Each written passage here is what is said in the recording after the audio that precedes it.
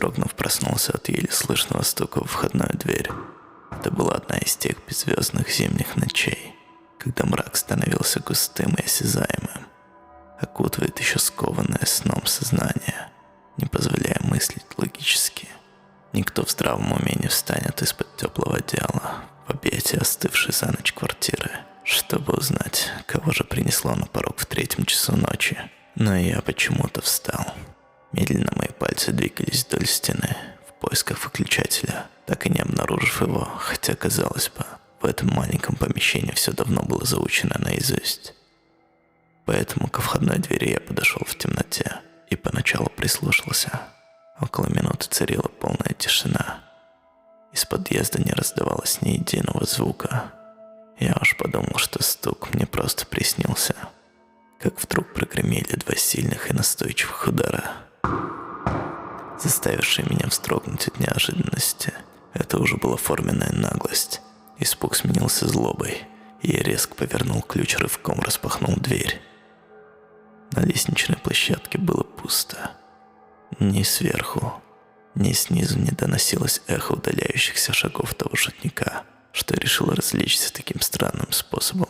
Тогда я не придал этому особого значения, так как жил на 2-м этаже, и некто вполне мог выскочить из подъезда, пока я открывал замок, хотя для этого ему нужно было быть очень прытким.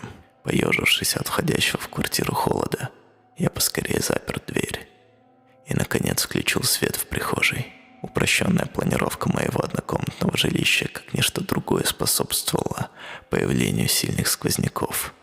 Поэтому кухня, которую отделяла от моей комнаты лишь тонкая стена, обычно плотно закрывалась дверью с крепкой советской щеколдой. Очевидно, вчера я забыл это сделать, так как дверь была слегка приоткрыта. Адреналин уже отхлынул.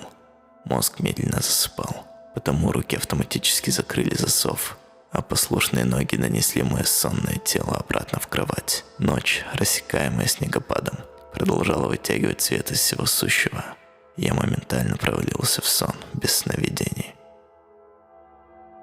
Прошел час или, быть может, всего 5 минут с того момента, как я лег, и что-то снова потревожило мой слух. Вокруг была непроглядная темнота. Я сел и прислушался. Секунда, другая. И вдруг появляется знакомый стук, но уже не во входную дверь, а в стенку из кухни. Он почти осязаем в ночной тишине. Ледяная волна пронеслась по моему телу с головы до ног. Постукивание усиливается, учащается и медленно, но равномерно продвигается вдоль стены, в сторону прихожей. Я отчетливо понимаю, что закрывал входную дверь и что сплю очень чутко, а потому никто не мог войти в квартиру, не разбудив меня при этом. Однако настойчивый стук был реален. Все ближе и ближе к выходу из кухни. Вторило в такт мое готовое вырваться из груди сердце. Разум пытался подобрать комбинацию логических действий для такой ситуации, но аналогичность происходящего выворачивала поток мыслей наизнанку. Я вспомнил все, что слышал о привидениях, домовых и прочих ночных посетителях. И не нашел ничего лучше, чем старый способ, о котором мне рассказывал мой прадед, впуская на ночлег в свой деревенский дом. Он каждый раз повторял: «Внук, если услышишь среди ночи возню в сенях или громкий звон посуды, то смело кричи на шум распоследними словами, которыми вы с ребятами перекрикиваетесь, пока бегаете в поле. Да погромче, за это уши тебе драть не стану». Распоследние слова мне в голову не шли, потому я просто вдохнул поглубже и, пугаясь собственного осипшего голоса, заорал: «Пошел к черту!» Стук на мгновение затих. Затем из-за стены раздался визжащий, срывающийся фальцет смешок. Постукивание. Уже куда более сильное и быстрое устремилось к двери в прихожую. Я в ужасе вскочил с кровати и на ватных ногах в 2 прыжка выбежал из комнаты. Щеколда была все так же надежно закрыта, пока я судорожно запрыгивал в одежду, не заботясь об аккуратности. Постукивание добралось до двери. Мы оба затихли. Я отчетливо различил глубокое дыхание, доносившаяся с той стороны. Немая сцена продолжалась пару минут, а затем дверь сотряс сильнейший удар. С потолка полетели куски старой штукатурки. Петли натужно затрещали, но толстая щеколда выдержала. Последовал еще один удар. Затем еще, но уже в окно. Загудели стекла. Открылась оконная рама. Я, окончательно теряя здравый рассудок, одним прыжком выскочил из квартиры и бегом пронесся во тьму пустых улиц, слыша вместо эх своих тяжелых шагов лишь леденящие душу. Теряющийся в вое холодного ветра, весь остаток ночи я бездумно бродил по району, греясь в подъездах и шарахаясь от каждой тени. Долго находиться на одном месте не получалось. Подсознание, будто издеваясь, улавливало любые мелкие звуки и трансформировало в отголоски постукивания. Снова и снова, гоняя меня прочь. Вскоре забрежил последний декабрьский рассвет, а за ним показались сонные собачники со своими не по времени бодрыми питомцами. Люди стали стягиваться к парковкам и остановкам. Город ожил. Вся эта обыденная серая суета вернула меня к ощущению реальности, а ночные страхи отступили. От собственной глупой трусости и сильное желание поспать. Несмотря на это, мне совершенно не хотелось идти назад. Иррациональный испуг прошлой ночи еще не отошел. Но здравомыслие подсказывало, что мой дом – это, черт возьми, моя крепость. Нужно предпринять попытку доказать это, в первую очередь самому себе, медленно растягивая каждую секунду в пути. Дорога длиной всего в пару кварталов заняла почти целый час. По мере моего приближения к собственному жилищу тревога все усиливалась. Потому для подстраховки и уверенности я пригласил к себе друга, который жил неподалеку, под предлогом помощи в подготовке к якобы предстоящему ремонту. Приободрившись от его скорого согласия, я зашел в подъезд и через пару мгновений уже стоял напротив своей входной двери, прислушиваясь к звукам. Внутри было тихо, и без тревоги я повернул ключ в замке и вошел внутрь, быстро включив свет. Все выглядело точно так же, как и в момент моего бегства. Из коридора виднелась незаправленная кровать в комнате. По полу тут и там были разбросаны какие-то вещи, которые я уронил, пока в спешке собирался. Кухня осталась заперта. Я медленно отодвинул щеколду, стараясь сделать это совершенно бесшумно. А затем, собрав волю в кулак, распахнул дверь. Внутри все было на своих местах. Уже смелее зашел внутрь, оглядываясь по сторонам. Проверил дверь изнутри, оконную раму и пол. Нигде не было и следа чего-либо ночного присутствия. Затем мое внимание привлекла стена, разделяющая кухню и комнату. Отойдя от окна, я слегка постучал по ней, пытаясь воспроизвести тот звук, что слышал ночью. Я начал медленно продвигаться в сторону двери. Громкий крик внезапно раздался из комнаты, и я оцепенел. Это был мой собственный голос, только с каким-то совершенно неестественным привизгом.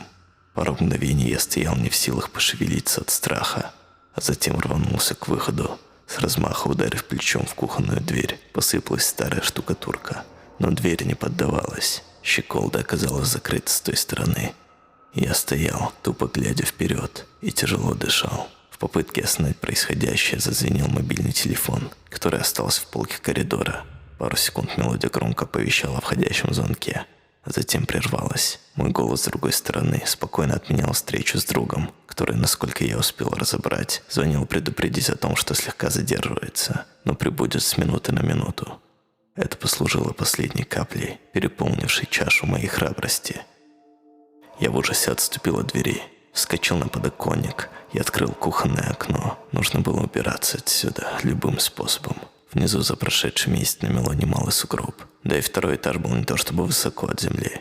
Потому ни секунды не раздумывая, я прыгнул вперед, но зацепился карманом расстегнутой куртки за край оконной ручки. Рама с стеклом, звонко хлопнув, закрылась.